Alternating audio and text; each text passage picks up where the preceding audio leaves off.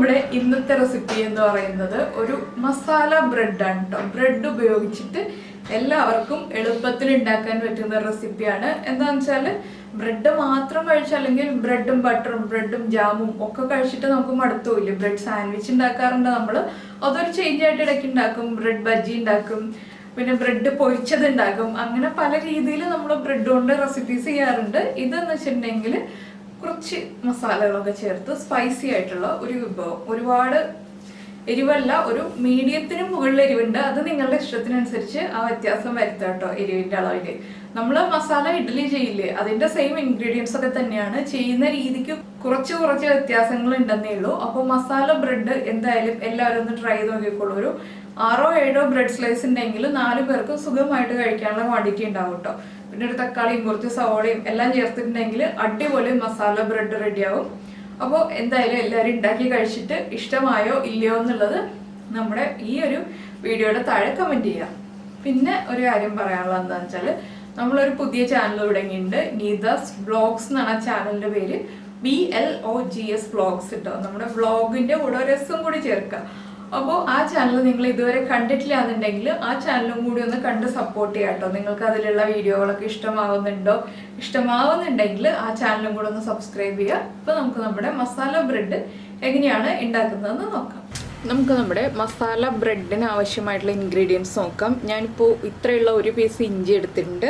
അതുപോലെ 2 വലിയ പച്ചമുളക്, നല്ല എരിവുള്ള പച്ചമുളകാണ് കേട്ടോ. അപ്പോൾ 2 എണ്ണം എടുത്തിട്ടുണ്ട്. പിന്നെ മുളക് പൊടിയും എല്ലാം നമ്മൾ ചേർക്കുന്നുണ്ടല്ലോ, അതുകൊണ്ട് 2 പച്ചമുളക് മതി. ഒരു 8 പീസ് ബ്രെഡ് എടുത്തിട്ടുണ്ട്. ഒരു തക്കാളി, അത്യാവശ്യം വലിപ്പമുള്ള തക്കാളി ആയതുകൊണ്ട് ഒരു തക്കാളി എടുത്തിട്ടുണ്ട്. 2 സവോള എടുത്തിട്ടുണ്ട്. ഇനി ഇതിലേക്ക് കുറച്ച് പൊടികളാണ് വേണ്ടത്. അപ്പോൾ ആദ്യം നമുക്ക് ഈ ബ്രെഡ് ഒന്ന് ചൂടാക്കി എടുത്തിട്ട് അത് ചൂട് മാറി കഴിയുമ്പോൾ ഒന്ന് കട്ട് ചെയ്തെടുക്കണം. നമ്മുടെ മസാല ഇഡ്ഡലിയിൽ നമ്മൾ ഇഡ്ഡലി ഫ്രൈ ചെയ്താണ് എടുക്കുന്നതെങ്കിൽ ഇവിടെ ബ്രെഡ് നമ്മളൊന്ന് ടോസ്റ്റ് ചെയ്താണ് എടുക്കേണ്ടത്.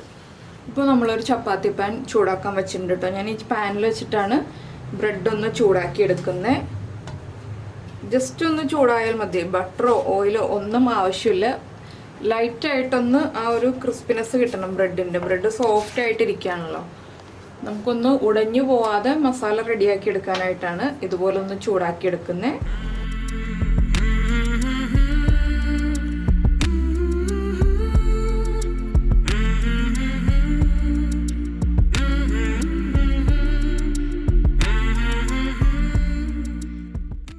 ബ്രെഡ് ഒരു സൈഡ് ചൂടായി വരുമ്പോൾ അടുത്ത സൈഡിലേക്ക് ഒന്ന് തിരിച്ചു വെച്ച് കൊടുക്കുക. ഒന്നുകൂടി ഒന്ന് ചൂടായി വരാനുണ്ട്. ഇത് പോരാ കളറ്, കുറച്ചുകൂടി ഒന്ന് കളർ മാറാനുണ്ട്.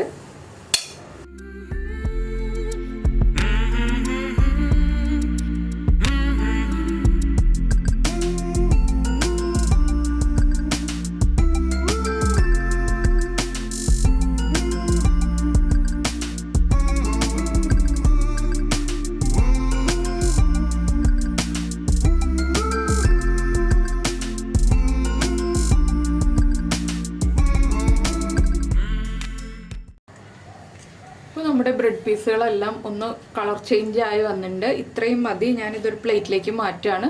ഇതുപോലെ എല്ലാ ബ്രെഡ് സ്ലൈസും ചെയ്തെടുക്കാം. അപ്പോൾ നമ്മുടെ സവോള ഇത് കണ്ടോ, ഇതുപോലെ ചെറിയ പീസുകളായിട്ട്, ചെറിയ ക്യൂബ്സ് ആയിട്ട് മുറിച്ചെടുത്തിട്ടുണ്ട്. വളരെ ചെറുതല്ല, ഒരു മീഡിയം വലിപ്പത്തിലുള്ള ക്യൂബ്സ് ആയിട്ട് മുറിച്ചെടുത്തിട്ടുണ്ട്. അതുപോലെ തന്നെ തക്കാളിയും ചെറുതായിട്ട് മുറിച്ചെടുത്തിട്ടുണ്ട്. ഇഞ്ചി പൊടിയായിട്ട് അരിഞ്ഞെടുത്തു. പച്ചമുളക് റൗണ്ടിൽ കട്ട് ചെയ്തെടുത്തു. ഇനി നമുക്ക് ഇതിലേക്ക് വേണ്ടത് നമ്മുടെ ബ്രെഡ് കട്ട് ചെയ്യുക എന്നുള്ളതാണ്. ബ്രെഡ് ചോപ്പിംഗ് ബോർഡിൽ വെച്ച് കട്ട് ചെയ്യുന്നതിനേക്കാൾ എളുപ്പം നമ്മൾ ഇതുപോലെ എടുത്തിട്ട് നമ്മുടെ കത്രിക ഉപയോഗിച്ച് ഒന്ന് കട്ട് ചെയ്തെടുക്കുന്നതാണ്. അപ്പോൾ നമുക്ക് ഈക്വൽ ആയിട്ടുള്ള വലിപ്പത്തിൽ ബ്രെഡ് പീസുകൾ കട്ട് ചെയ്തെടുക്കാം. ചോപ്പിംഗ് ബോർഡിൽ വെച്ച് കട്ട് ചെയ്യുമ്പോൾ പൊടിഞ്ഞു പോകാൻ സാധ്യതയുണ്ട്. ഇതാകുമ്പോൾ പൊടിഞ്ഞു പോവില്ല.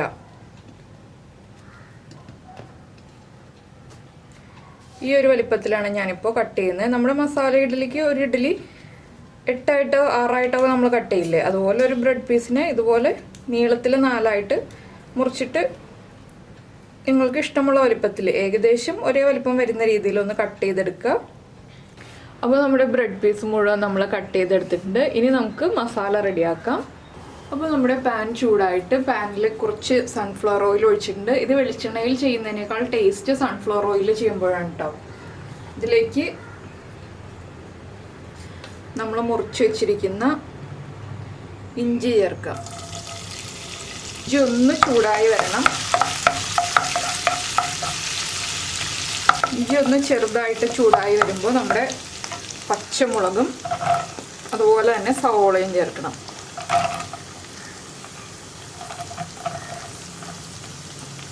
ഇതിലേക്ക് നമുക്ക് കുറച്ച് ഉപ്പ് ചേർക്കാം, സവോള ഒന്ന് ഫാസ്റ്റായിട്ട് കുക്കായി വരാനായിട്ട്. ഇനി നമ്മുടെ സവോള ഒന്ന് ട്രാൻസ്പെറൻ്റ് ആയി വരട്ടെ. ഒരുപാട് അങ്ങോട്ട് ഓവറായിട്ട് കുക്കായി പോകണ്ട, ജസ്റ്റ് ഒന്ന് ട്രാൻസ്പെറൻ്റ് ആയി വന്നാൽ മതി. അതോരൊന്ന് ഇളക്കി കൊടുക്കുക. ഇതിലേക്ക് ഞാനിപ്പോൾ ഒരു 2 തണ്ട് കറിവേപ്പിലയും കൂടി ചേർക്കുന്നുണ്ട്.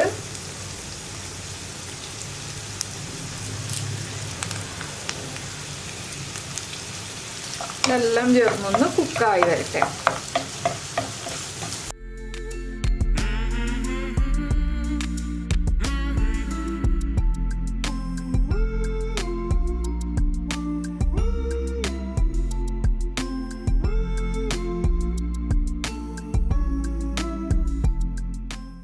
അപ്പോൾ നമ്മുടെ സവോളയൊക്കെ ഒന്ന് ട്രാൻസ്പെറൻ്റ് ആയി വന്നിട്ടുണ്ട്. നമുക്കിതിലേക്ക് 1/2 ടീസ്പൂൺ മഞ്ഞൾപ്പൊടി ചേർക്കാം. അതുപോലെ നമ്മുടെ എരിവിനനുസരിച്ച് പച്ചമുളക് ചേർത്തിട്ടുണ്ടെങ്കിലും എരിവിനനുസരിച്ച് മുളക് പൊടി ചേർക്കാം. ഞാനിപ്പോൾ കാശ്മീരി ചില്ലി പൗഡറാണ് ചേർക്കുന്നത്, അതുകൊണ്ട് ഒരുപാട് എരിവുണ്ടാവില്ല. 1 ടീസ്പൂൺ നിറയെ ചേർത്തിട്ടുണ്ട്. ഒരു 1/2 ടീസ്പൂൺ കുരുമുളക് പൊടി, പിന്നെ ഒരു ഫ്ലേവറിന് വേണ്ടി മാത്രം ഒരു 1/4 ടീസ്പൂൺ ഗരം മസാലപ്പൊടി, ഒരുപാട് വേണ്ട.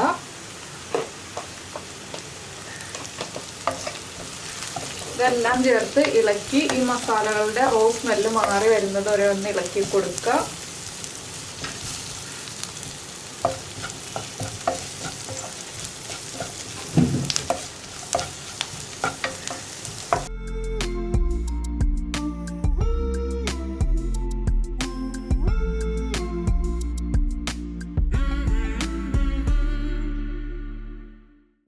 അപ്പോൾ നമ്മുടെ മസാലകളൊക്കെ ഒന്ന് കുക്കായി വന്നിട്ടുണ്ട്. നമ്മുടെ തക്കാളി ഇതിലേക്ക് ആഡ് ചെയ്യാം.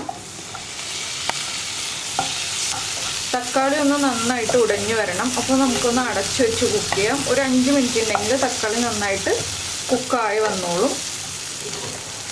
ഇപ്പോൾ നമ്മൾ തക്കാളി അടച്ചു വെച്ചിട്ട് 5 മിനിറ്റ് ആയി. അപ്പോൾ ഞാൻ ഇടയ്ക്ക് 1-2 പ്രാവശ്യം ഒന്ന് ഇളക്കി കൊടുത്തു. ഇതിലേക്ക് ഇനി കുറച്ച് വെള്ളം ചേർക്കാണ്. തിളപ്പിച്ച വെള്ളമാണ് ചേർക്കുന്നത്.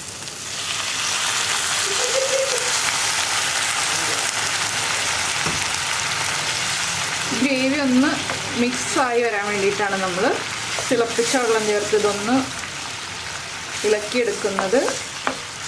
ഇപ്പോൾ ഉപ്പൊക്കെ ചെക്ക് ചെയ്യുക. ഉപ്പ് കുറവാണെങ്കിൽ ഉപ്പ് ആഡ് ചെയ്ത് കൊടുക്കുക. അപ്പോൾ നമ്മൾ വെള്ളം ഒഴിച്ചിട്ട് നമ്മുടെ ഗ്രേവി ഒന്ന് തിക്കായി വന്നിട്ടുണ്ട്. കുറച്ചുകൂടി തിളപ്പിച്ച വെള്ളം ചേർക്കാം. നമ്മുടെ ബ്രെഡിലേക്ക് പിടിക്കാനുള്ള മസാലയ്ക്ക് ആവശ്യമായിട്ടുള്ള വെള്ളം വേണം. ഇനി ഇതിലേക്കൊരു 2 പിഞ്ച് പഞ്ചസാര ചേർക്കുക. തക്കാളിയുടെ പുളിയും പച്ചമുളകിൻ്റെ എരിവൊക്കെ ഒന്ന് ബാലൻസ് ആവാൻ വേണ്ടിയിട്ടാണ്. ഇനി നമുക്കൊന്ന് ഉപ്പ് ചെക്ക് ചെയ്യാം. ഉപ്പ് കറക്റ്റ് ചെയ്തിട്ട് വേണം നമ്മൾ ബ്രെഡ് ചേർക്കണം എന്നുണ്ടെങ്കിൽ. അപ്പോൾ ഞാനൊന്ന് ഉപ്പൊക്കെ ചെക്ക് ചെയ്യട്ടെ. ഉപ്പ് കുറവാണ്, കുറച്ചുകൂടി ഉപ്പ് ചേർക്കാൻ പോവാണ്.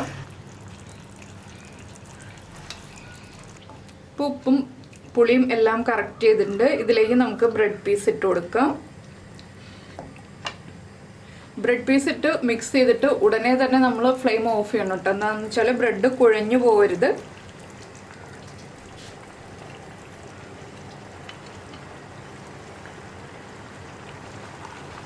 ഇതൊന്ന് പതുക്കെ ഇളക്കി മിക്സ് ചെയ്തെടുക്കുക.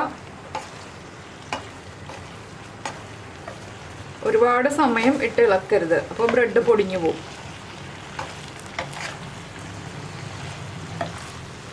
അപ്പോൾ ഞാൻ ഫ്ലെയിം ഓഫ് ചെയ്യാണ്. ഇനി എല്ലാ ബ്രെഡും ചേർത്തൊന്ന് മിക്സ് ചെയ്തെടുക്കാം.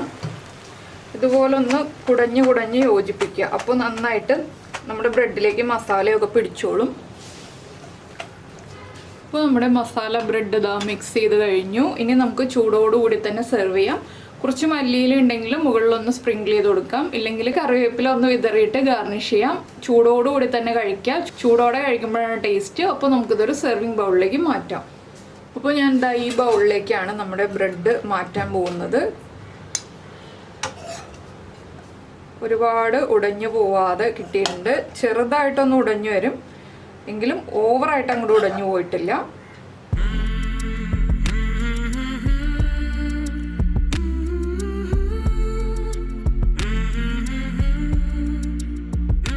അപ്പോൾ നമ്മുടെ മസാല ബ്രെഡ് നമ്മളിതാ ബൗളിലേക്ക് മാറ്റിയിട്ടുണ്ട്.